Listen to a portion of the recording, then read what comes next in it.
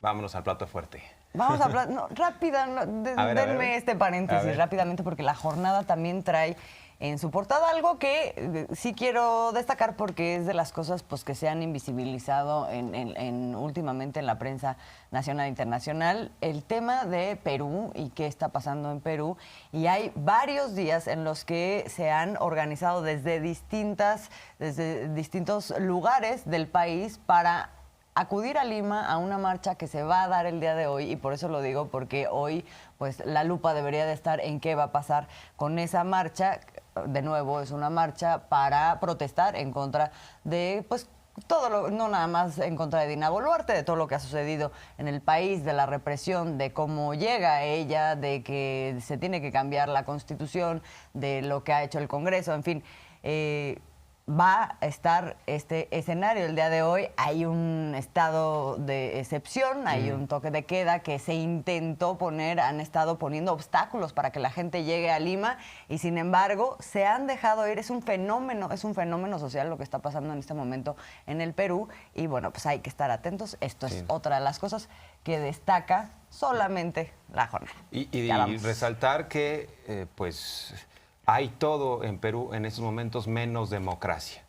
Y la pregunta es, los grupos que en México están supuestamente preocupados por la democracia, los grupos que alentaron la marcha del INE no se toca, ¿en dónde están alzando la voz? No se les ve, no se les nota, no se les siente a estos grupos alzando la voz porque en Perú hubo un golpe de Estado a través del Poder Legislativo y no hay una convocatoria hacia elecciones. ¿Nos preocupa o no nos preocupa la democracia? O en el fondo, nada más es atacar a los gobiernos de izquierda, a los gobiernos progresistas. Que por cierto, Lorenzo Córdoba y Ciro Murayama acaban de sacar un nuevo libro que se llama La democracia no se toca. 248 pesos, yo lo vi por internet, dije, ¿y pagar eso? No, hombre, mejor me compro un AMLito o en todo caso que nos paguen ellos por leer su libro. La oligarquía no se toca, que diga, se llama campaña, La democracia no se toca. En campaña están, ¿verdad? Los dos consejeros que además ya van a salir. ¡Qué barbaridad! Eso es para análisis. Y se van a la UNAM con todo. Bueno, ya están en la UNAM, pero van a seguir ahí afianzando. Sí, que por cierto de eso no se habla, ¿no? En la UNAM ha estado muy silenciadito, salvo por algunos periodistas, valientes periodistas a los que les ha caído una lluvia de acoso por este tema justamente. Por ejemplo, Álvaro Delgado, que ha dado todo seguimiento de esa clase de corrupción adentro de la UNAM y en la que están relacionados pues justamente, por lo menos Lorenzo Córdoba. No tengo claro el caso de Ciro Murayama, pero de Lorenzo Córdoba sí. Bueno, ya, ahora sí, vámonos con el tema del día. En el patronato de la UNAM, nada más Ciro Murayama, que anda metido ahí en los Pumas. Ahí luego vamos a rastrear bien el dato, pero anda metido ahí. ¿Quién sabe qué está haciendo? Pero anda metido. Para dejarlo hasta ahí. Y ya decíamos de lo del IMSS, ¿no? Se habla de la institución, los 80 años. Los 80 años del IMSS y el significado que esto tiene en el momento en el que se está dando en un país que pasó de un movimiento revolucionario, una transformación revolucionaria que puso por delante una serie de derechos sociales, se materializaron. Una de esas formas de materializarlo fue justamente la creación del IMSS, años después de la revolución, y luego se fue pauperizando en todo el periodo neoliberal. ¿Qué está pasando ahora y por qué entonces se hace este dimensionamiento? El día de hoy vamos a ver parte de lo que dijo el mensaje del presidente López Obrador. Sí es posible la unidad cuando hay el propósito sincero de mejorar las condiciones de vida, de trabajo de la mayoría de nuestro pueblo. Yo quiero pues agradecer a los integrantes del Consejo del IMSS porque ahora el modelo de IMSS Coplamar, que se creó hace un poco más de 40 años, es el que estamos utilizando para garantizar a todos los mexicanos, a quienes no tienen la seguridad social, el derecho a la salud. Y bueno, pues hay que destacar que en el IMSS hay un órgano de gobierno que está compuesto por los empresarios, o sea, los llamados patrones, así les llaman. Ese término a mí no me acaba de gustar, pero bueno, los obreros y el propio gobierno se han puesto de acuerdo, tanto para los empresarios y los obreros, los trabajadores estar dando las cuotas, el IMSS administra y el IMSS da los servicios de salud. Es una institución que ha resistido, el propio presidente López Obrador ha reconocido que es de las pocas que resistió los embates del neoliberalismo y de lo poco que vale la pena recuperar, ¿no?, del pasado como institución. Hay otras, por ejemplo, la Policía Federal, esa de plano hubo que extinguirla porque estaba carcomida por corrupción. Hay otras que lo mismo, fideicomisos, hay que resaltar. El propio presidente dijo, hay fideicomisos hechos nada más para que saquen el dinero público sin rendir cuentas. Y en este caso, pues el IMSS, y creo que ese fue el espíritu, ¿no?, de la conferencia de hoy, el IMSS se reconoce como una institución que sí le ha dado mucho al país, ¿no? Sí, y aquí hay una cosa importante en lo que mencionas, es justamente el papel, y es lo que reconoce ahora en el mensaje que estamos viendo del presidente, ¿no? Esta posibilidad de generar acuerdos entre dos sectores que normalmente están uno en contra del otro o tienen un conflicto, porque los patrones tienen normalmente la idea de generar más ganancias, los trabajadores pues de que les den sus derechos y de trabajar en las mejores condiciones. Estos dos temas siempre han estado en conflicto y entonces el presidente, una de las cosas que reconoce hoy es que se dé la posibilidad, que se diera desde el momento de la creación del IMSS y luego en la posibilidad de mantenerlo y hoy de fortalecerlo, ¿no? Que es una de las cosas, recordamos, que han estado sucediendo a lo largo de esta administración, contrario a lo que de pronto puede ser la idea que se ha querido sembrar sobre un supuesto conflicto entre el gobierno, por ejemplo, y el sector patronal o la iniciativa privada. Aquí lo que hemos visto en varios momentos, en varios proyectos, iniciativas, por ejemplo, la reforma laboral, el tema salarial, el tema de las pensiones, ¿no? Es cómo se han podido lograr acuerdos entre estos sectores con la intervención del gobierno, y es una de las cosas que destaca hoy el presidente, y también lo destacan quienes forman o son representantes de esos dos sectores. Vamos a ver parte de lo que dijeron esta mañana. Ahí. Primero es José Luis Carazo, ¿no?, el representante de la Confederación de Trabajadores de México, hablando de la importancia del IMSS. El IMSS tiene más historia que los 80 años que hoy celebramos. Es la culminación de una de las aspiraciones más sentidas de nuestra revolución y la consolidación del México institucional, cuyo ideario es proteger a los trabajadores y asegurar su existencia, su salario, su capacidad productiva y la tranquilidad de su familia. En octubre del 2022, logramos crear la mayor cantidad de empleos formales de la historia, 208,000, una cifra que nunca antes se había logrado. Con cifras del propio instituto, al 30 de septiembre del año pasado, sabemos que existen más de 73 millones de derechohabientes. Por supuesto, tenemos desafíos. La infraestructura existente, que data en muchos casos de los años 70, está rebasada y estamos sentando las bases para que en pocos años podamos contar con más unidades hospitalarias, con mayor número de camas, muchos más médicas, médicos, enfermeras, enfermeros y especialistas de la salud. La historia de México es la historia de sus transformaciones, la historia de sus ideas, sus ideales y de las instituciones que los materializan. De la independencia vino el decreto de abolición de la esclavitud de Vicente Guerrero. De la reforma, el Código Civil, el establecimiento de la República, el Estado laico, la separación de poderes y las garantías individuales. de la revolución, el reparto agrario, el ejido, la escuela rural, los sindicatos y el seguro social. Ideas convertidas en instituciones que sirvieron para cambiar la vida de las personas, para pacificar el país y unirlo. Las grandes transformaciones, los cambios profundos que cambian la vida de las personas, nunca están exentos de incomprensiones. Señor presidente, el Instituto Mexicano del Seguro Social, que surgió de la revolución, acude a su llamado histórico de contribuir a los propósitos de la Cuarta Transformación. A sus 80 años, extender sus alas y abrazar a todos los mexicanos y mexicanas en los momentos de incertidumbre y de enfermedad. 80 años y el IMSS está en su mejor edad, en la edad en la que se dejan de cumplir años y se empiezan a cumplir sueños.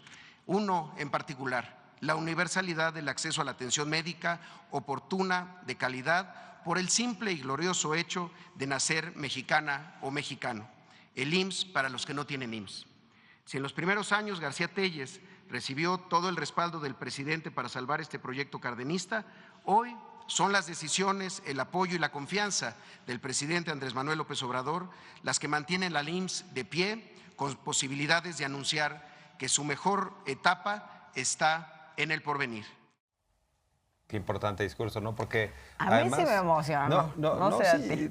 es importante reconocer el asunto, por ejemplo, de la voluntad del presidente, porque mientras habían dejado instituciones como CFE, Pemex, IMSS, ya al borde del colapso, diciendo ya que se la lleve el tren, no le hace, en el caso de la salud, que mejor sea privada.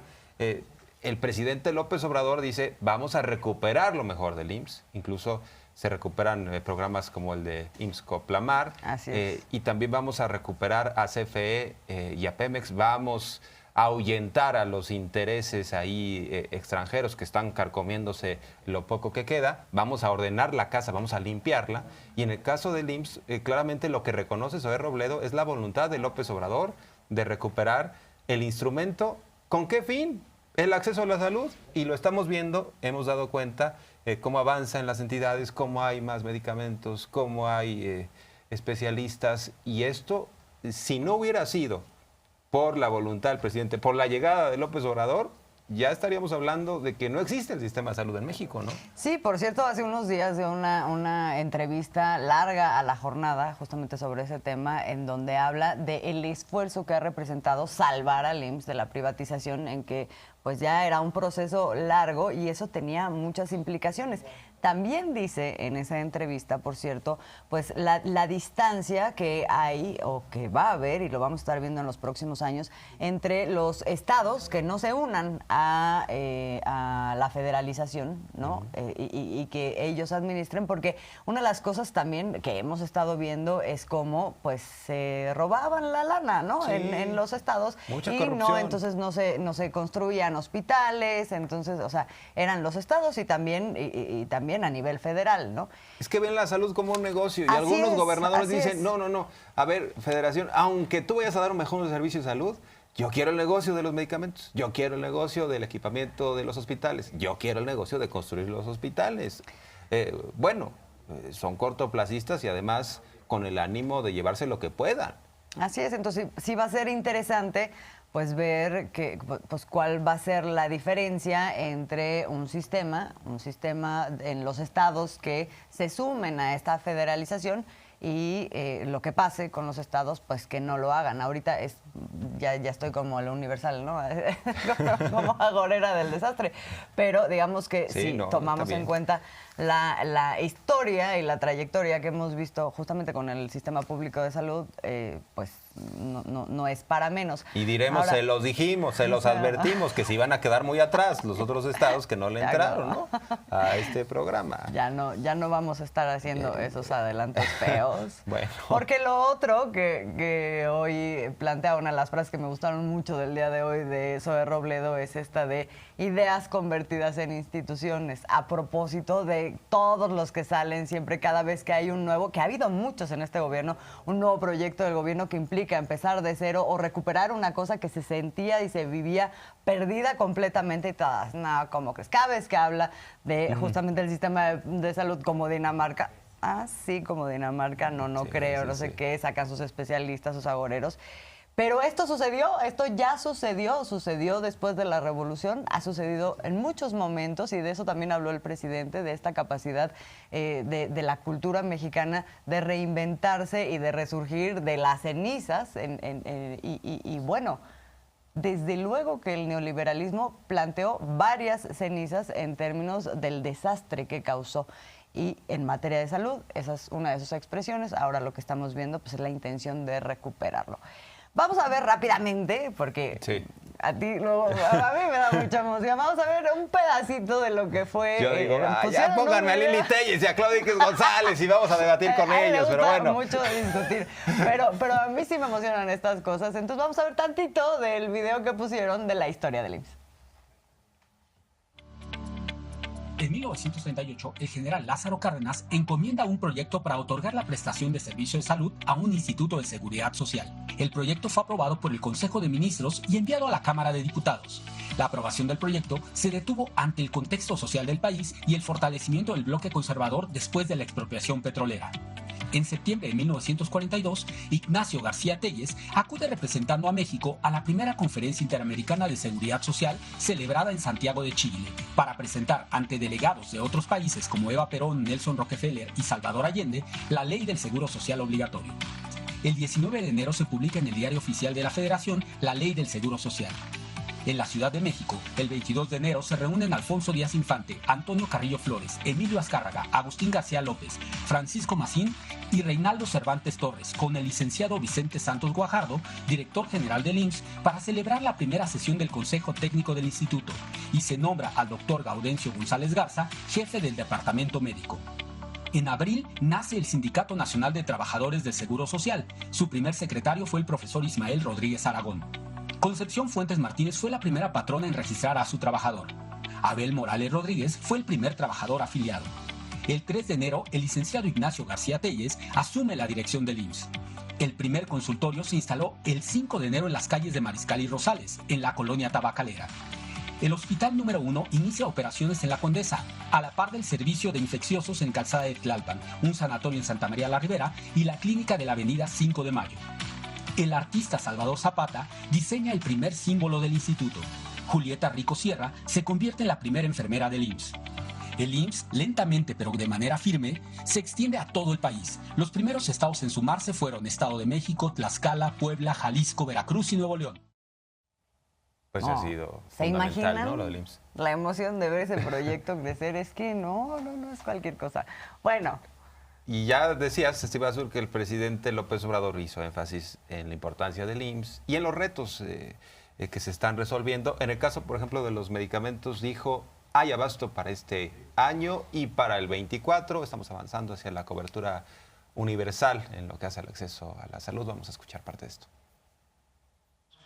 Ya resolvimos el problema del abasto de los medicamentos. Era un problema complejo y además con muchos intereses, muy afectado por la corrupción. Eso ya lo hemos resuelto. Se están mejorando centros de salud, unidades médicas rurales, hospitales.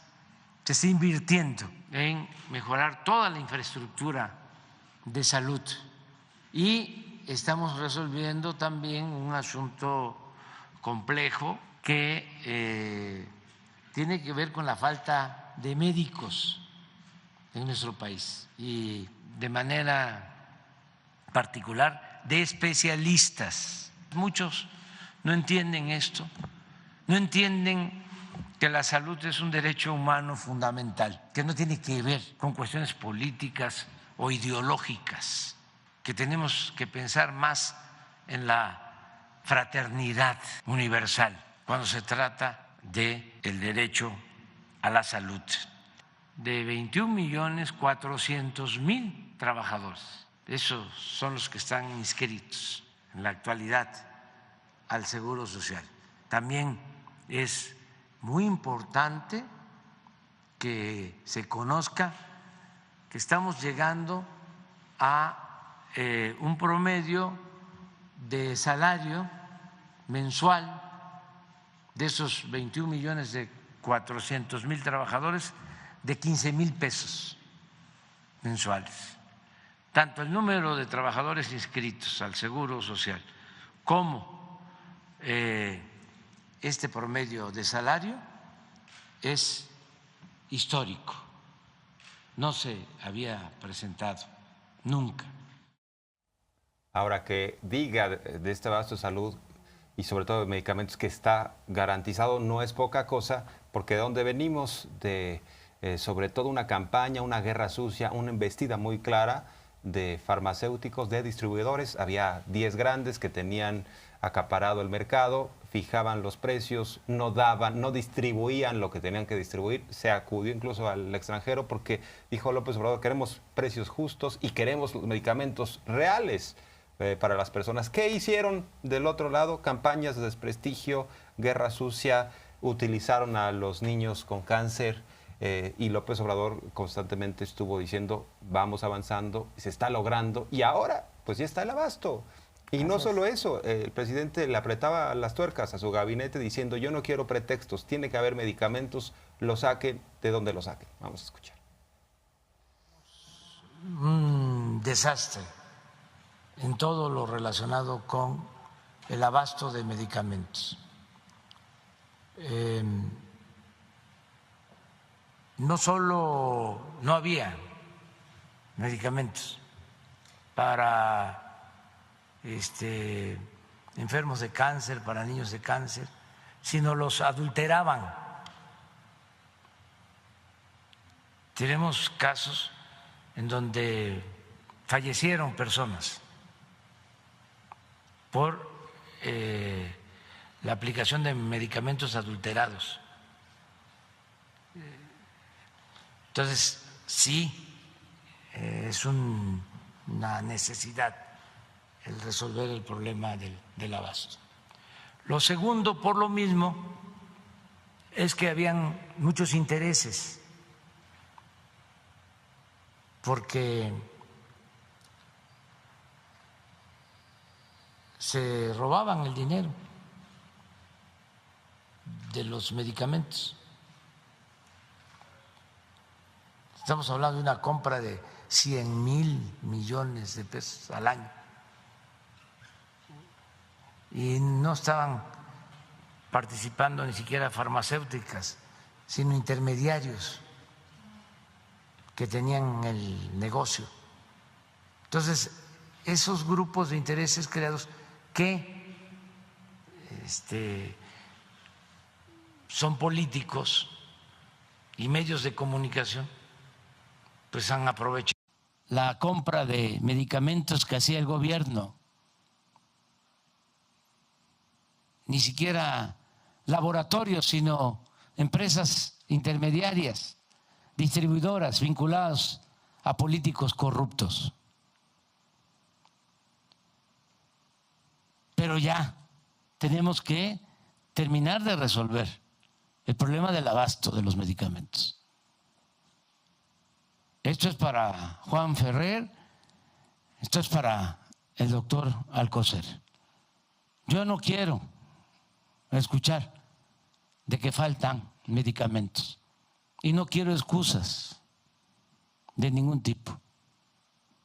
No podemos dormir tranquilos si no hay medicamentos para atender a enfermos. O sea, por un lado quitándose las patadas de los conservadores y por el otro apretando las tuercas a su gabinete diciendo: no quiero excusas.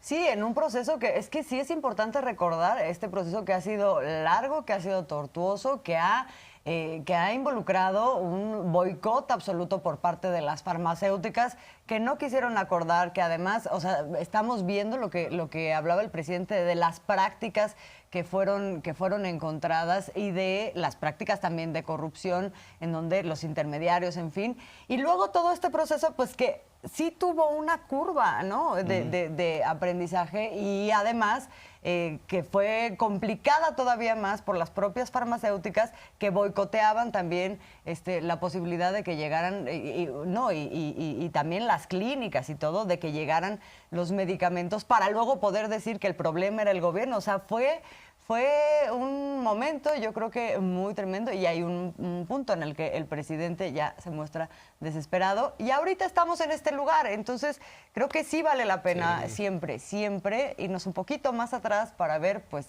qué es lo que estaba sucediendo. Así es, y que estamos avanzando, porque luego unos dicen, Así es. no estamos avanzando, todo está igual o hasta peor, ¿no? Pero bueno, muy importante ver todo esto.